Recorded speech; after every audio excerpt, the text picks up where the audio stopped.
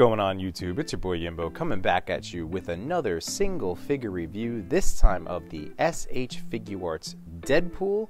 This is from the first movie. He's been out for a little while, but I recently finally pulled the trigger on buying him when I saw him on sale on Amazon. I absolutely love both movies, cannot wait for the third installment. And I'm not going to lie, this figure did not disappoint, even though I was very, very impressed with the Marvel Legends version, and that is what kept me from jumping on him sooner than this moment. So let's get into it, shall we? So since he's been out before, I'm not going to run you through every last little detail of the articulation. We know what to expect at this point from an SHFiguarts figure. If you've never owned one, they are a lot of fun to play and pose. They have a lot of articulation. Some of the design choices can be a little weird, but you know, they're a blast. But here's the big thing with this particular figure. Do you see these ports on the thighs? This guy came out during the weird weapons ban that was happening across all major toy lines. So this is a Deadpool that only came with katanas and a knife. He came, without holsters, even though he has holster ports. No weapons, no guns of any other kind. Slightly infuriating. And, I did end up pre-ordering the Deadpool 2, even though I'm not crazy about that colorway. This particular Deadpool is my favorite aesthetically. I love that dark, deep red, but I'm not a big fan of the burgundy. But yeah, I just can't believe that he has the thigh ports for holsters, and they just decided not to include them. Yet, their figure that's out for pre-order now, Deadpool 2, has said weapons. It was a little infuriating, I'm not gonna lie. But this is how this works. So the katanas port into that back peg, and then over down on the calf right here, you can see that that's where the knife comes into play. And what's really nice about it is, even though I'm a sucker for weapons that sheath in, there's always that chance of breakage or snapping. So what Figuarts did is that they have two different versions of the knife sheath, for instance. This is the one with the knife in, and then they have one without the handle in there. So it makes it nice. It's a little less worry when you're posing your toy for any sort of accidental, like I said, snappage, breakage.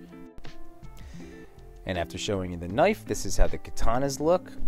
Now, you might notice a little bit of what looks like some glue on there. I did actually dab that in Kiki loose joints. It kept falling out on me. Not where, if I didn't add the Kiki loose joints, it would probably be fine, but it was slipping out more often than I wanted. So that really just thickened up that peg, and now I have no issues with it whatsoever. But yeah, you can see here from the katanas that the swords do not slide in there. So they actually have handles that port in. So the katanas themselves, there they are, absolutely gorgeous. Really nice paint and shine to them. I like the little red additions. But yeah, they don't fit in there. They have a second pair of just handles with their own unique port or peg for each of the katana sides. So yeah, you can see the one right there, and you just pops right in there. Super nice, super easy. And then there's the second one. So I'm a fan of the design choice. But you do have to be aware that they do have different sizes. So one will fit into both, but the other one will only fit into the one it's designated for. So just as a little bit of a heads up there. All right, now let's just give you a chance to see both of the knife sheaths, and then I'll get to show you the knife. Again, this is the only extra accessory from a weapon standpoint that he comes with. The two katana blades, the two little handles that fit into the katana sheaths, and then the knife. But that's not where this guy shines. Once again, articulation, you get the double jointed elbows, double jointed knees, full rotation, no restrictive movement, even with a slightly thicker shoulder plate. Figuarts typically don't get to kick their own butt, but that's okay. You do get thigh swivel, and you get some really tremendous upper hip, upper leg movement. But once again, tiny little feet on Figuarts. I don't understand. I wish they did give us just a little bit larger feet. But yeah, tiny little feet, and it doesn't make it impossible to stand, but you can see me having a little bit of struggle there. Nothing crazy, but it is frustrating. I just wish that they would have extended their feet out just a tiny little bit. But here is where this figure stands head and shoulders above the Marvel Legends version. It comes with all of these different sets of eyes. So the eyes and the hands give so much expressiveness. And once again, I'm not trying to dump on that Marvel Legends figure. I was able to get a ton of usage out of in terms of my toy photography based on even what came with him. But my goodness, just incredible amounts of stuff. And they made the eyes really easy to identify and port in and out. So they actually are numbered L1, L2, R1, R2, etc., etc. So, and then the great part is you can mix and match to add even more personality to the different types of scenes that you might shoot as a toy photographer. So in case you do not own a Figuarts, I wanted to show you for some of these figures that do come with, swappable eyes. This one is very easy to do so. So it comes with that little tool, and literally just push and it pops right out and makes it very easy. So here he is. Surprise!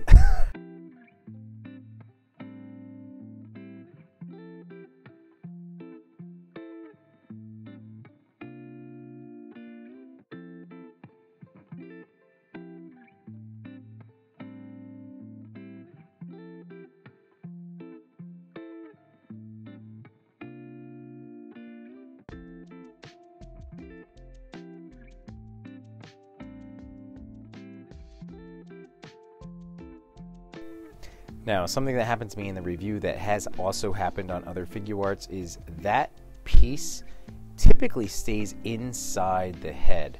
So I don't know why, every once in a while, I don't know if it's just a glue issue or whatever, but this is the second figure, including my Figuarts Endgame Spider-Man, where that piece will not always stay in. So I ended up super gluing it inside of his head. It doesn't affect being able to reach the eyes. It's supposed to be in there, so just wanted you to be aware. In terms of swapping the hands, this is also one of the easier Figuarts to do so. I have a Captain America who's so glossy, and the plastic on it is so very rigid that sometimes porting those hands on is an impossible task. My hands get sweaty, it becomes a mess.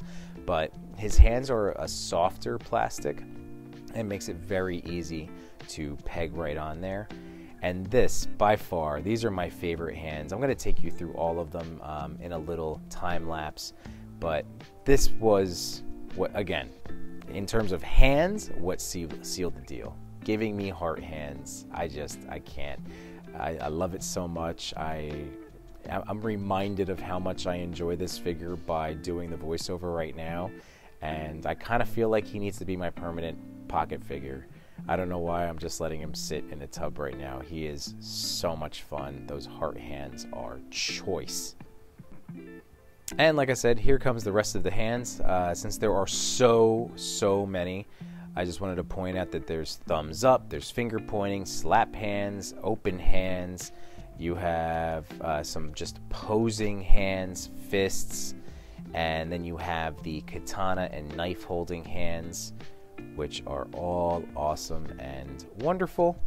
And here's all the stuff that he comes with, all of the eyes and the weapons. Again, the only thing missing are the other firearms that Deadpool would typically have. But good news, he also comes with trigger hands, and I was able to find these, semi-automatic Uzi type things from Marvel Legends, and they fit perfectly in his hands. So I'm not, I wasn't hurting for firearm type 112 scale weapons based on all of the different legends and Mezco and everything. So it's just a matter of principle that if this is someone buying their first Figuarts figure, they wouldn't have a gluttony like I do of all of these different weapons. But that's all, otherwise they work really well and scale well, and let's get this guy posed up now. Be aware that when you are using him for toy photography, he does have those kind of obnoxious pegs right there. He's also got the classic Figuarts thong, but really it's not so noticeable, especially in certain poses, and the weathering that they did on the suit and the texturing is really, it alleviates all of those other minor little quibbles I might have. So yeah, I highly recommend this figure, especially if you can get him on sale. He is absolutely stunning in photography and would make a great addition to your shelf. So yeah, I definitely give him 2 thumbs up. And yeah, if you can get him on sale, try to get him on sale. I like him so much that between that and the additional firearm accessories, I am currently pre-ordered for the Burgundy Deadpool 2. So thanks for checking this video out. I hope it helps with the purchasing decision. And now let's enjoy some of the toy photography I've been able to do with this toy since I got him in hand.